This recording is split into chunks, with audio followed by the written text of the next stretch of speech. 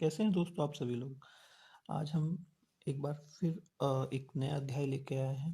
ये हम आपको कंप्यूटर की क्लास कराएंगे इस बार।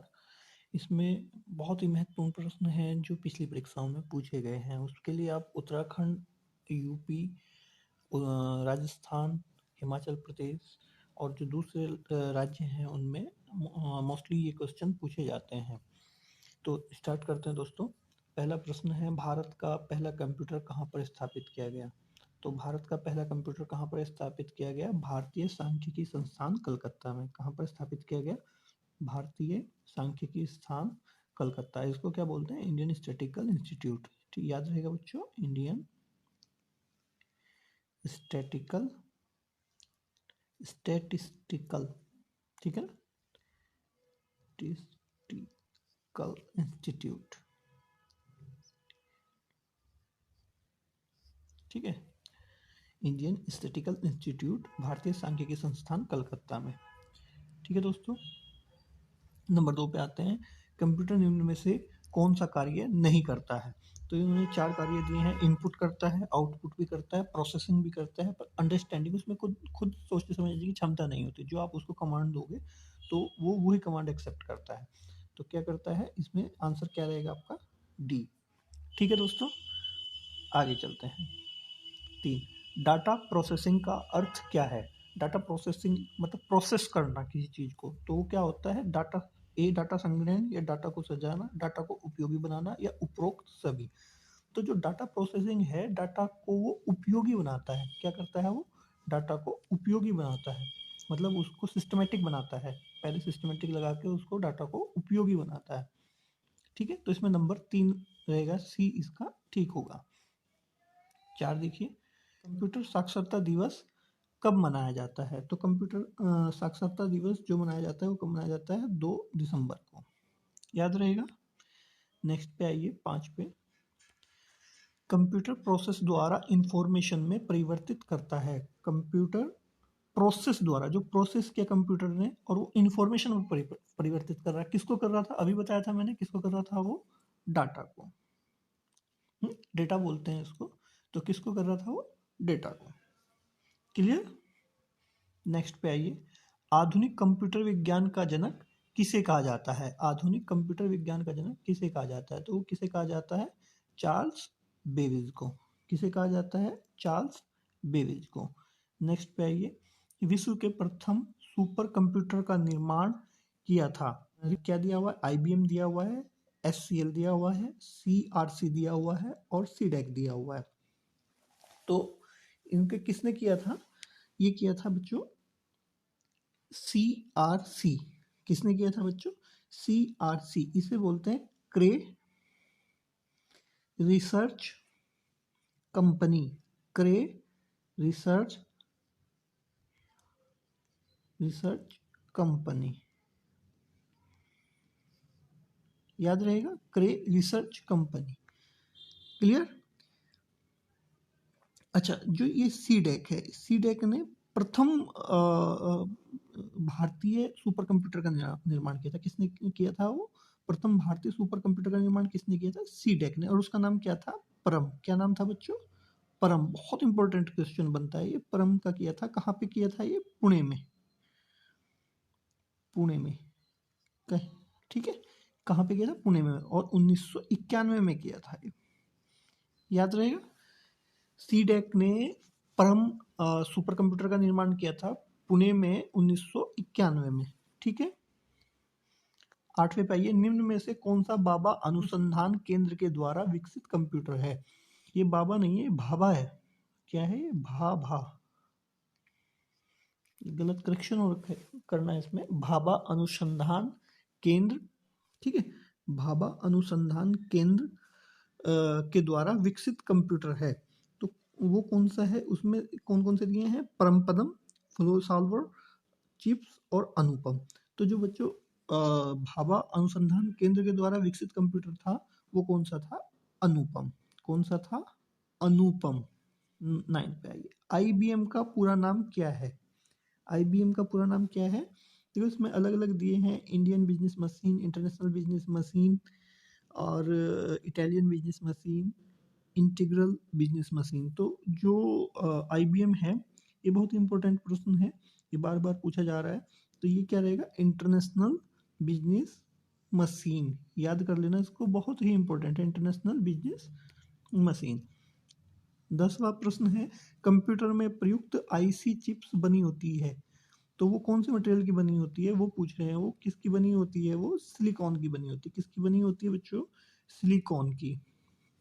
सिलिकॉन या जर्मेनियम की होती है, पर मोस्टली हम उसको सिलिकॉन ही बोलते हैं, ठीक है। 11th पे आइए, संसार का पहला गणक यंत्र है, संसार का पहला गणक यंत्र कौन सा है, इसमें भी ए ही ठीक है, अबेकस। कहीं कहीं पर ए भी लिखा होता है, एबेकस भी लिखा होता है, कहीं अबेकस लिखा होता है। तो कहाँ कौन होता है, अबेकस, बेबीलोन का था ये, ठीक है बच्चों। 12, हाइब्रिड कंप्यूटर में प्रयोग होता है। हाइब्रिड कंप्यूटर में डिजिटल संकेतों का प्रयोग होता है या एनालॉग संकेतों का प्रयोग होता है, दोनों का प्रयोग होता है, ये किसी का भी नहीं होता। तो इसमें क्या होता है, जो हाइब्रिड कंप्यूटर होते हैं इसमें दोनों का प्रयोग होता है, डिजिटल संकेतों का भी होता है और एनालॉग संकेतों का भी होता है, दोनों का प्रयोग होता है, ठीक है। अब नेक्स्ट पे आइए, 13, वर्तमान पीढ़ी में कंप्यूटर में प्रयोग होता है। बहुत बहुत बहुत ही इंपॉर्टेंट प्रश्न है बच्चों, बहुत ही इंपॉर्टेंट है। तो पहले तो मैं आपको बता देता हूँ, वर्तमान पीढ़ी में कंप्यूटर में प्रयोग होता है। तो जो वर्तमान पीढ़ी है, तो उसमें क्या प्रयोग होता है अभी, ULSIC, क्या यूज होता है, ULSIC, अल्ट्रा लार्ज स्केल, याद रहेगा ना, ultra large scale integration chip, ठीक है। ये है ultra large scale integration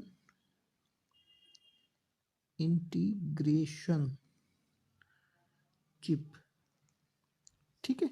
ultra large scale integration chip अभी यूज करते हैं। अब देखो अलग अलग याद रखना भाई, फटाफट मैं एक चीज बता देता हूँ। अभी ना इसमें कंप्यूटर जो पीढ़ी है ना, ये जब बात पीढ़ी की आती है तो 5 पीढ़ियां थी, फर्स्ट, सेकंड, थर्ड, फोर्थ, यहाँ पे लिख देता हूँ और फिफ्थ यहाँ पे लिख देता हूँ। तो ये ना 5 पीढ़ियां थी। अब 5 पीढ़ियों का क्या था, ये पहले तो इनको समझ लो कि ये एक फॉर्मूला है, ये कब कब चली, पहली पीढ़ी कब से कब तक थी, दूसरी पीढ़ी कब से कब तक थी, तीसरी पीढ़ी, फोर्थ पीढ़ी और फिफ्थ पीढ़ी। तो इसमें क्या है, एक फॉर्मूला याद रखना बच्चों, 13 8 10 13, क्या याद रहेगा, 13 8 10 और 13, क्या रहेगा, 13 8 10 13, ये याद रखना।